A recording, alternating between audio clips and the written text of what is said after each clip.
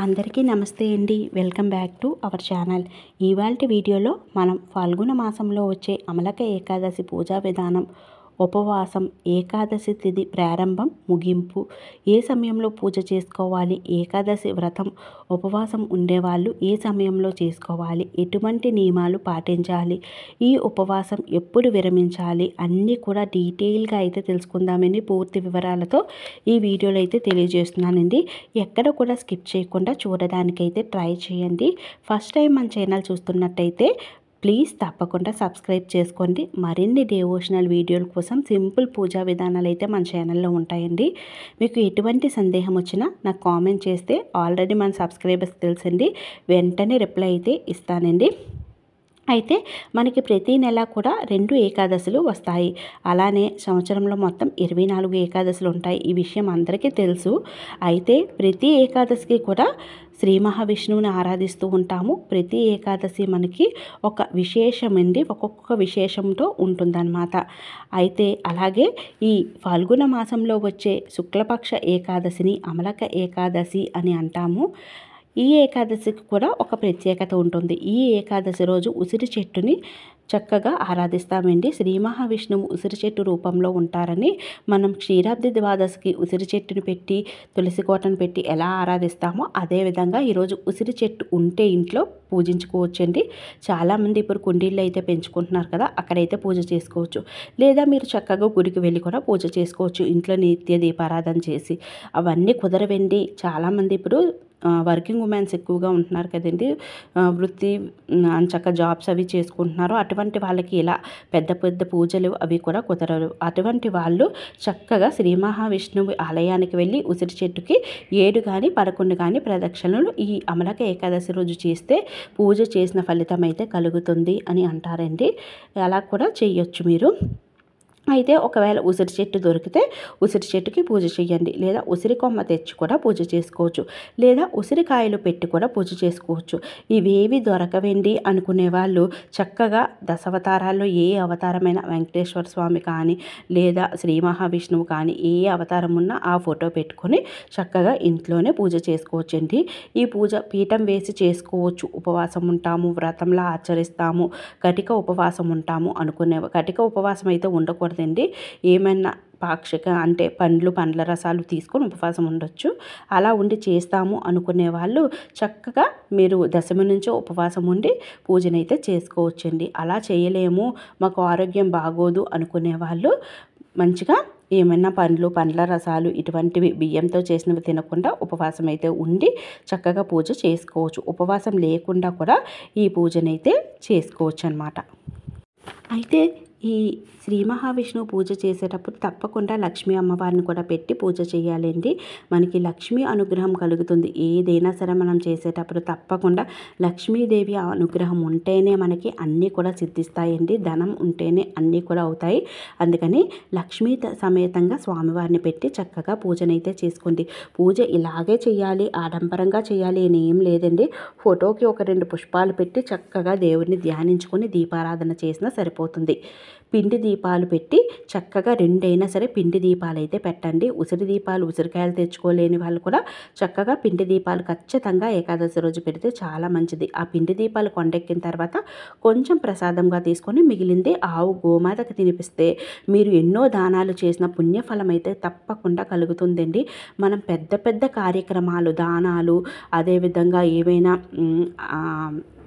ఇవన్నీ పంతులు గారికి ఇస్తాం కదండి, స్వయంపాక దానాలు, ఇటువంటివన్నీ ఇవ్వకపోయినా చక్కగా ఉన్నంతట్లో ఒక 2 పిండి దీపాలు, ఒక 5 పిండి దీపాలు పెట్టి దీపారాధన చేసి అనంతరం ఆ దీపం ఒత్తిని తీసేసి కొండెక్కిన తర్వాత అవి గోమాతకి పెట్టినా సరే మనకి మంచి ప్రతిఫలం అయితే కలుగుతుందండి. అయితే ఈ మనం చెప్పాం కదండి, పిండి దీపాలు కూడా పెట్టుకోవచ్చు. అదేవిధంగా లక్ష్మీ అమ్మవారిని ఆరాధించాలి. ఉదయాన్నే లేచి చక్కగా తలస్నానం చేసుకొని చక్కగా గడప దగ్గర ముగ్గులు వేసుకొని చక్కగా పూజా మందిరంలో పూజ చేసుకొని తులసి కోట దగ్గర కూడా దీపారాధన ఖచ్చితంగా ఏకాదశి రోజు చెయ్యాలి. పూజా మందిరంలో తప్పకుండా ముందుగా మనం చిన్న పూజ చేసిన విఘ్నేశ్వరుని ఆరాధిస్తాం కదండి.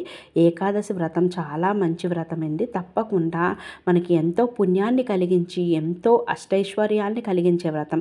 గణపతి పూజను గరికి అందుబాటులో ఉంటే గరికిని సమర్పించి లేదా పుష్పాన్ని సమర్పించి గణపతి స్తోత్రాలు చదువుకొని చక్కగా గణపతికి పంచోపచార పూజ, షోడశోపచార పూజ చేసుకోండి.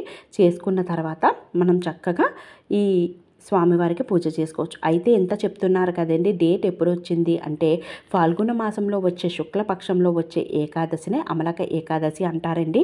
నేను ఆల్రెడీ స్క్రీన్ పైన అయితే డేట్ అయితే మెన్షన్ చేశానండి, అందుకే మళ్ళీ లాస్ట్లో చెప్తున్నాను. దీనినే మనం ధాత్రి ఏకాదశి అంటే మనం ఉసిరి చెట్టుకి పూజ చేస్తాం కదండి, అందుకే ధాత్రి ఏకాదశి, అమృత ఏకాదశి అని కూడా అంటామండి. ధాత్రి అంటే మనకి ఒక అమృత బిందువు పడి ఈ చెట్టు వచ్చింది అని, ఉసిరి చెట్టు, అందువల్ల దీన్ని అమృత ఏకాదశి అని కూడా అంటాము. హోలీ పౌర్ణమికి ముందు వచ్చే ఏకాదశి కనుక రంగవల్లి ఏకాదశి అని కూడా అంటామండి. ఇవన్నీ కూడా వివిధ వివిధ పేర్లనమాట. అయితే మనకి 2025 మార్చ్ మనకి ఏకాదశి తిథి వచ్చేసరికి మార్చి 9 ఆదివారం ఉదయం 10:45 ప్రారంభమవుతుందండి. ఆల్రెడీ స్క్రీన్ పైన ఇచ్చాను, ఒకసారి చూడండి. మార్చి 10 సోమవారం ఉదయం 9:55 వరకు ఉంటుంది. సూర్యోదయం తిథిని మనం పరిగణనలోకి తీసుకుంటాం కనుక ఏ పండగకైనా ఏకాదశి మార్చి 10 సోమవారం రోజు చేసుకోవాలండి. సోమవారం రోజు మనకి 9:55 మనకి ఏకాదశి ఉదయం తిథి అయిపోతుందండి. తర్వాత ద్వాదశి వచ్చేస్తుంది. ద్వాదశి పారాయణ చేసేవాళ్ళు మరుసటి రోజు చేసుకుంటే మంచిది. మంగళవారం ఉదయాన్నే, లేదు అంటే సోమవారం సాయంత్రం కూడా మీరు భోజనాన్ని అయితే ఉండలేము అనుకునే వాళ్ళు స్వీకరించవచ్చండి, ఎటువంటి ప్రాబ్లం లేదు. ఎందుకంటే మనకి ద్వాదశి గడియలు అయితే ఉదయం 9:55 వచ్చేసేది. మధ్యాహ్నం కూడా మనకి ద్వాదశే ఉంటుందన్నమాట. ఉపవాసం చెప్పాను కదండి, బియ్యంతో చేసినవి కాకుండా మీరు పండ్ల రసాలు, దేవుడికి సమర్పించిన నైవేద్యాలు అన్నీ కూడా స్వీకరించవచ్చు. కానీ ఎప్పుడైనా మనం ఉపవాసం ఉన్నాము అంటే మితంగా తీసుకోవాలి. కొంచెం ఆహారం తీసుకొని దేవుణ్ణి ధ్యానిస్తూ చెడు మాటలాడకుండా, చెడు పనులు చెయ్యకుండా, ఎవరిని నిందించకుండా, దూషించకుండా ఉంటే అదే మనకి మంచిగా సిరి సంపదలను కలిగిస్తుందండి. దేవుని అనుగ్రహం మన పైన ఉంటుంది. అయితే ఈరోజు ఏ నైవేద్యాలు స్వామివారికి సమర్పించాలి? పండ్లు ఏమైనా సమర్పిస్తారండి. ఏకాదశి రోజు స్వామివారికి ఏమీ వండి పెట్టారండి. చాలా వరకు పండ్లను సమర్పిస్తారు. బెల్లం, పాలల్లో కొంచెం పటిక బెల్లం వేసి చక్కగా స్వామివారికి సమర్పించుకోవచ్చు. వడపప్పు, చలిమిడ, పానకాన్ని కూడా సమర్పించుకోవచ్చు.